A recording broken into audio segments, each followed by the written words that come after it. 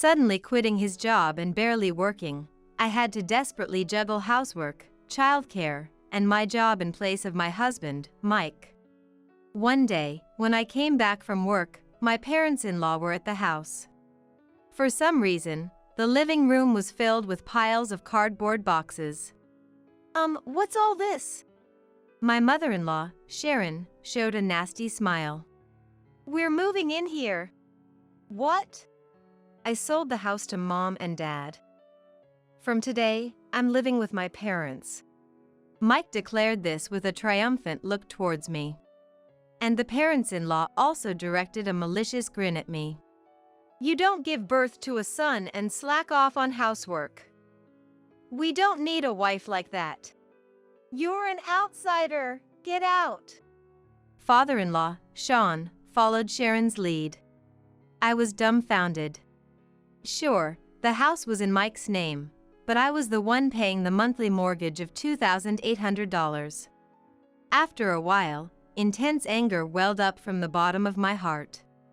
I've had enough. Who do they think has been supporting this lifestyle for the last 22 years? If that's what they want, I'll become the stranger they wish for. They'll regret this, and it won't be my concern. My name is Caddy, 50 years old. I work as a full-time employee. I met my husband, Mike, at the variety store where we worked. He came to pick out a birthday present for Sharon, and I recommended an apron and a tea set. Later, we ran into each other again at a town revitalization event. Mike and I lived in the same town. Feeling a connection, we struck up a conversation during a break, hit it off, and started dating. It was then I learned that Mike was an employee of a leading company. After the usual dates like going to movies and aquariums, we got married the following year. Soon after, we were blessed with a daughter. When I told Mike, he momentarily showed a surprised expression, but quickly his face lit up with joy. I can't believe I'm going to be a dad. Mom and Dad will be thrilled. Let's wait until it's safe to tell Sean and the others. It would be too sad if something happened, like a miscarriage. Right. Understood. Mike gently stroked my not yet swollen belly and smiled tenderly. Even such commonplace interactions filled me with contentment. Little did I know then how gradually our happy days would start to crumble. What a girl. Sean, upon entering the hospital room and disdainfully glancing at my crying daughter Nicola, was ready to leave within 5 seconds of his arrival. Sharon also frowned at Nicola without offering a single word of congratulations to me, not even a smile. She's ugly. Just like Caddy. Newborns look like this, you know. Shifting her gaze from Mike, who laughed it off, to me exhausted in bed, Sharon vented her irritation. Failing to produce a boy, what a defective wife. Utterly useless. Now, Caddy did her best. We came all the way from out of state for this, a complete waste of time and money. Pay us back for the gas and lunch. Of course. Thank you for coming. Mike responded with a smile to the grumpy parents-in-law and escorted them to the entrance of the maternity hospital. When Mike returned, I expressed my discontent. They weren't even invited. Mom said to let them know when the grandchild is born. Mike answered without a hint of guilt. You told them it was a girl, right? I did, but I guess they were hoping for a boy. All my cousins have sons, you know. Still, to say it like that. It's as if I'm some sort of defect. I was close to tears. It was too sad to endure labor from dawn till dusk only for the grandparents to treat my child so dismissively. Don't worry about it. They're just not good at showing their feelings. They're actually happy. It's their first grandchild, after all. They'll come to adore her. Mike laughed lightly. Being an only child who was lovingly raised, Mike was laid back and kind-hearted. He never doubted that his parents would cherish their grandchild. However, having been glared at by Sharon throughout our initial meeting before we were married, was careful not to be overly optimistic. Sharon had always seen me as the woman who stole her precious son and harbored animosity towards me from the start. Probably, her anger only grew when the eagerly awaited grandchild turned out to be a girl. My suspicions were confirmed. Even when we took Nicola to visit for Christmas or family gatherings, my parents-in-law acted as if Nicola didn't exist. They treated me like a servant, lavished attention on Mike as if he were a guest, and ignored Nicola entirely.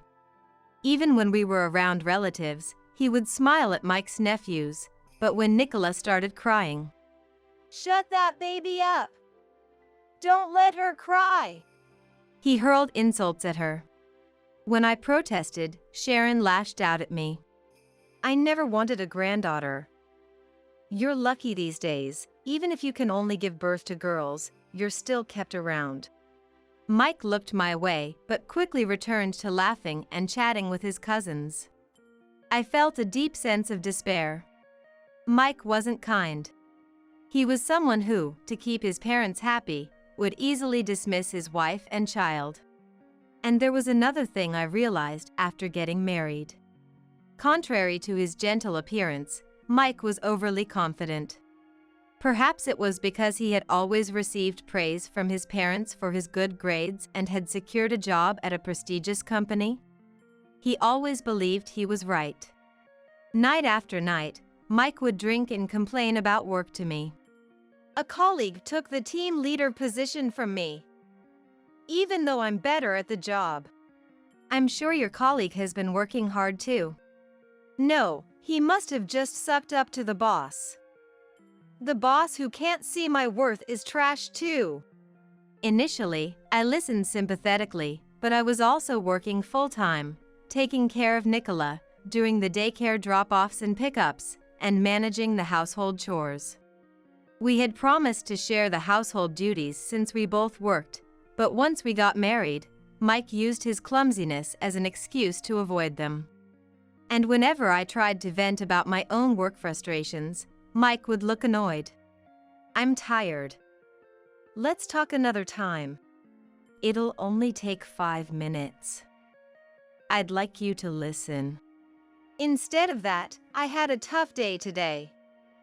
It wasn't a big mistake, but my boss went crazy. It's so frustrating. He can't do a perfect job himself. It wasn't uncommon for him to ignore others' stories and focus only on his own. Moreover, using his tiredness as an excuse, he would spend his weekends holed up in his study. If it was quiet, he was sleeping. If he was talking happily, he was engrossed in online games on his computer.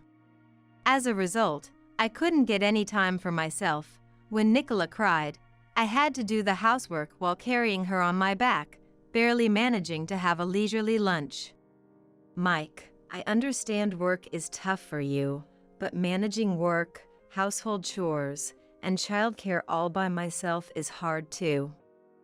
I wish you could watch Nicola for just an hour on the weekend so I could go to the hair salon or relax at a cafe." When I appealed to him, Mike twisted his face. "Caddy, do you value your own time over our adorable daughter?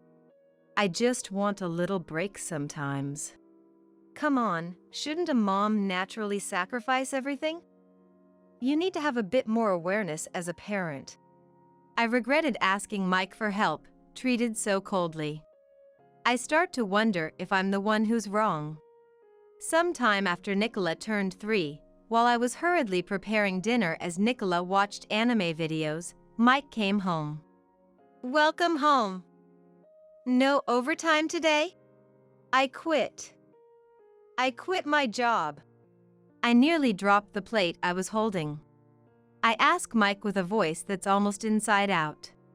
"Wait, what exclamation question mark? You're telling me this after the fact exclamation question mark? It's my life. I can make my own decisions, right?" I was stunned. You're not single exclamation question mark. We just took out a mortgage last year, and there are Nicola's education expenses exclamation question mark. I know. I'll take a break for a while and then look for another job. Mike retorted irritably. Caddy, you're so cold. I talked to Dad and Mom about it, and they said I should do what I want. They're supporting me, told me to hang in there. Feeling dizzy, I placed my hand on my forehead and slumped into a kitchen chair. I couldn't believe he would quit his job suddenly when we had a family. The fact that he consulted his parents beforehand was infuriating. He must have anticipated my opposition. I sighed and struggled to find words. Make sure to apply for unemployment benefits soon. I know. Don't look like that. I'm skilled, so I'll find a better company in no time. I felt irritated by Mike's laughter. And indeed, Mike's journey to re-employment was fraught with difficulty. If he hadn't been picky about the job type or salary, I'm sure he would have found something sooner. However, Mike had detailed conditions such as wanting a desk job, weekends off, long vacations, within 30 minutes from home, and a higher salary than his previous job, so despite searching online and visiting the employment office, he couldn't find any satisfying results. Eventually, Mike declared, I'm going to start a company. See, I'm not the type to work for others, I'm meant to be the one in charge. Being an employee isn't for me, he stated firmly. I'll study business management. And with that, he secluded himself in the study. However, all I could hear through the door were video game sounds and chats with gaming friends. Despite being at home all the time, he showed no signs of working, nor did he help with housework or childcare, just enjoying his leisure time. Naturally, with Mike's salary gone, I had to earn more. I got promoted to store manager, was entrusted with ordering products and buying goods from other regions, and my salary increased steadily. Even when Nicola graduated from her desired university, started working, and moved out, Mike remained the same. He picked up some computer skills and started doing some work from home, but only about 3 days a week. He claimed, I work from morning till night every day. But it was obvious what was happening. When he was genuinely working, the sound of the keyboard could be heard through the door, but when he was gaming, laughter and conversations leaked out. So, naturally, he earned about 1/10 of my monthly salary. Yet, he wouldn't even take his used dishes to the sink. I'm tired. He complained a lot and even expected me to prepare lunch. Hey, how about we get delivery? It's tough to prepare lunch especially. I suggested this due to my overwhelming workload, but he immediately dismissed it. I said something simple like a sandwich would be fine. It's not easy at all. If you're not good at cooking, at least help with the laundry or cleaning. I'm busy. You should be able to handle that much, you're the housewife. Mike grumbled discontentedly and shut himself in his study. After repeating such exchanges, I gave up, feeling profoundly disappointed. I never thought he lacked consideration to this extent before we got married. One weekend night, returning from work, I saw Sean's car parked. The parents-in-law, who live in the neighboring city, usually called Mike over if they needed something. This was the first time they had come over. Entering the house with curiosity, I found the living room inexplicably filled with cardboard boxes. Noticing my return, Sharon approached with a snide remark. Finally back, huh? Leaving the house empty until this hour, is that what a housewife does? Exclamation question mark. What's all this? Sharon smirked. We're moving in. What? Moving in together? Exclamation question mark. I almost panicked. This was the first I'd heard of the parents-in-law wanting to move in. But even if I objected, they probably wouldn't listen. Entering the kitchen to confront Mike, I noticed the empty cupboard. Huh? I can't find my favorite tea set. Mike, who was unpacking dishes that seemed to belong to his parents, casually declared. I threw it all away. You don't need it anymore. Shocked, I looked at Mike as he disdainfully added. I sold the house to Mom and Dad. From today, I'm living with the parents. What exclamation question mark? We don't need a wife who can't bear a son or skips on housework. You, an outsider, should leave. The parents-in-law, who had appeared at some point, echoed Mike's sentiment. I was dumbfounded. Indeed, the house was in Mike's name, but I was the one paying the monthly mortgage of $2,800. After a moment, intense anger bubbled up from within me. I had had enough. Who did they think had supported this lifestyle for the past 22 years? If that's what they wanted, then fine, I'll become the stranger they so desire. Let them regret it if they will. Feeling resolved, I immediately sprang into action. 3 minutes later, while calling a moving company as I ascended the stairs to the bedroom on the second floor, I packed essentials into my suitcase. At this point, I couldn't wait to leave the house any quicker. As I was packing toiletries and clothes, Mike came up behind me. What? This Friday, Mom said you should come help clean up their house, he said in a small voice, making a presumptuous request. To play the good son, Mike was completely submissive to his parents. I glared at him. I thought I was an outsider, right? Why would I need to go?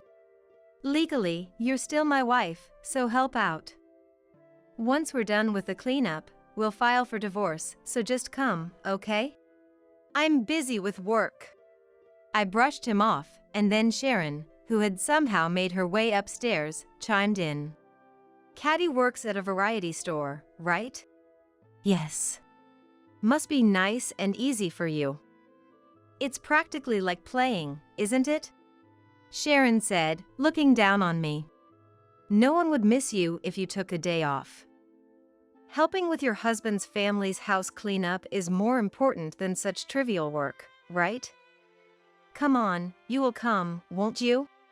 Commanding in a haughty tone, Sharon returned to the living room. As I finished preparing to leave the house and started descending the stairs, I overheard Mike and the in-laws' conversation. This white cupboard is so stylish. Did Mike choose it? Yeah. I knew it. You've always had such great taste. And this sofa is really comfortable too. It's from a Scandinavian brand. It was expensive, you know, proudly said Mike, almost making me burst into laughter. The TV is the latest model too, and the TV stand looks cool. This spacious living room. The room that will become ours is perfect too. Our house has gotten quite old. It was a great decision to plan the layout of this house with cohabitation in mind from the start. Now that the insolent grandchild has started living alone, all we need to do is kick Caddy out. Once she's gone, we can remodel it for elderly care. Hearing the parents-in-law excitedly discussing this made everything click for me. When it came time to build the house, I suggested a ready-built home due to our limited savings, but Mike was vehemently against it. He wanted to build a house that was too large for a 3-person family, a custom-built home from a major manufacturer with 5 bedrooms, a study, a living room, a dining room, and a kitchen, insisting on designing a garden and having a pantry among other demands. As a result, our monthly payments skyrocketed, but since Mike was working at a leading company and our combined income was more than sufficient, I went along with his wishes. I never imagined Mike would quit his job the following year, so I clenched my fists in anger. I wasn't running around doing household chores, childcare, and work, paying a hefty $2,800 mortgage every month, just to give the parents-in-law this house for free. Losing my appetite, I left my dinner in the fridge, exited the house with my suitcase, and headed to a business hotel.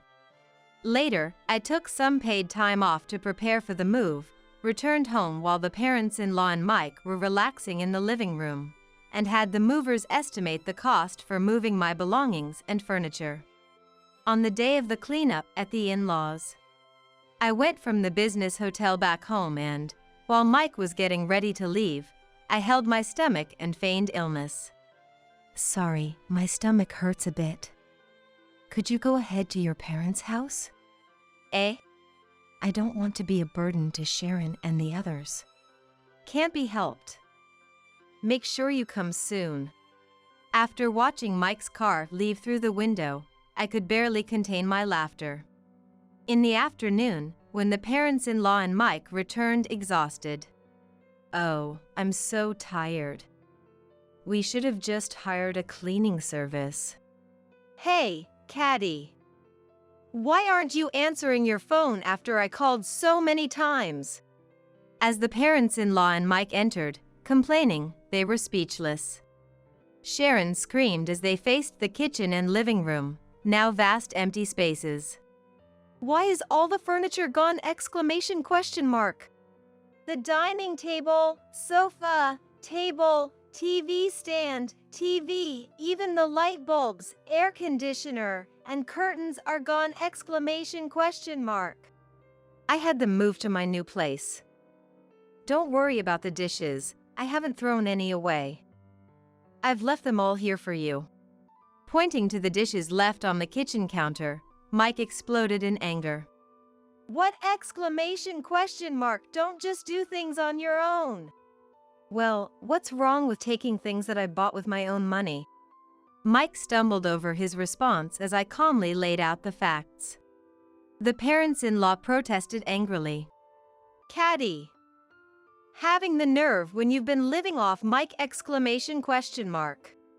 Exactly! Weren't all the furniture and appliances provided by Mike?" I couldn't help but snort and glanced sideways at Mike. "When we signed for this house, Mike had blown his bonus on game microtransactions and had no money at all. So, I was the one who furnished the entire house, from the interior to the appliances. Right?" Mike awkwardly casts his gaze to the floor. Seeing Mike like that, the parents-in-law blinked in surprise. However, they were not to be outdone. "But thanks to Mike starting his company, you and your daughter have lived comfortably without wanting for anything, right? That's right. How dare you, his wife, act so high and mighty? Know your place." I sighed and pulled out Mike's debit card along with mine. As I brushed away Mike's hand attempting to retrieve his card, I presented them to the parents-in-law. "Do you see? Mike's income is 1/10 of my monthly salary." Struggling with their presbyopia, the parents-in-law brought the 2 debit cards closer, then further away, before exclaiming in shock. Then, they both turned on Mike. "What's this?" It's even less than what you give your nephew in gift cards. You said you were running a personal IT office with 20 employees, right? Was all that a lie? Huh? Mike, flustered, seemed to think he'd stumbled upon a great idea and continued. "Actually, I've been taking on the housewife role." "What?" "Since Caddy is always busy with work and neglects the house, I've been doing the household chores. Balancing that with running a company has been tough, so my income has decreased." How far would this man go with his lies?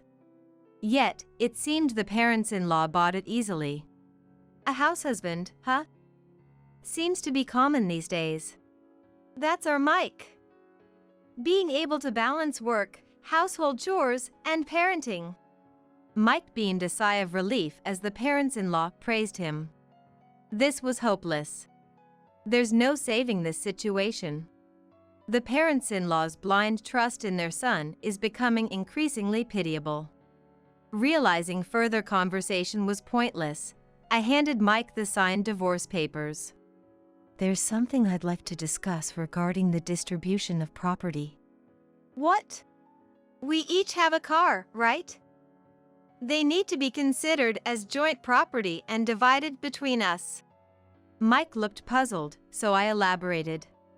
We can either sell both cars and split the proceeds, or one person can keep driving their car while compensating the other with half of its appraised value. You want to sell my car? No way!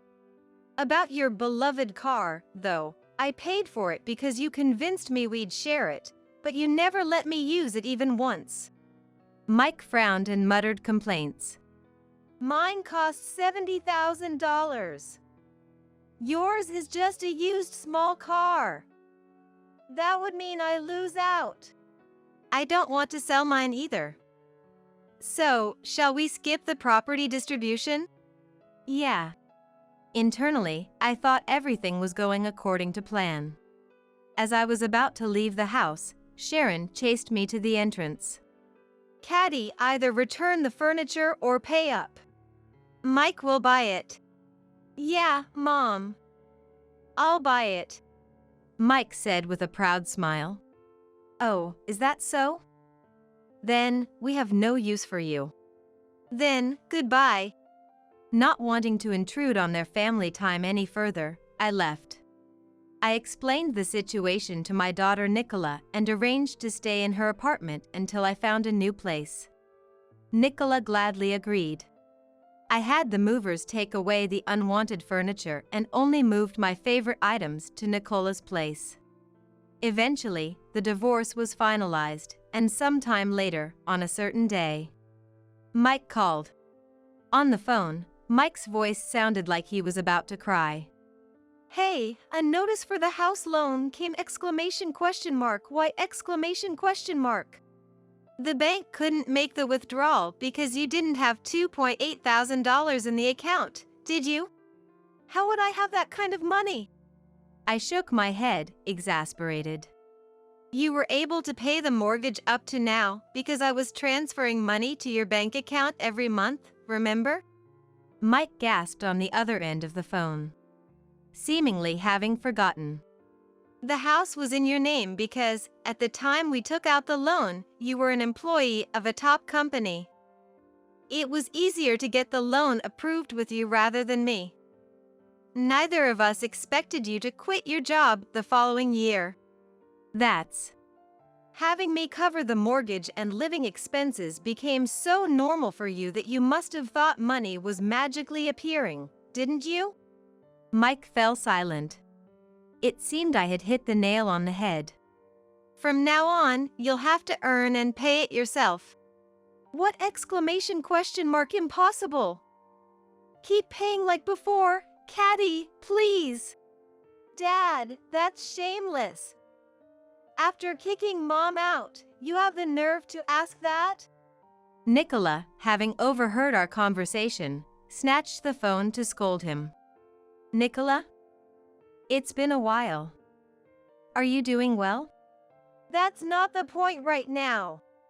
Nicola retorted coldly. If you can't pay, why not sell the house and move in with the in-laws? We've already sold their house. We used the money to remodel it for elderly care. Nicola, you can help, right?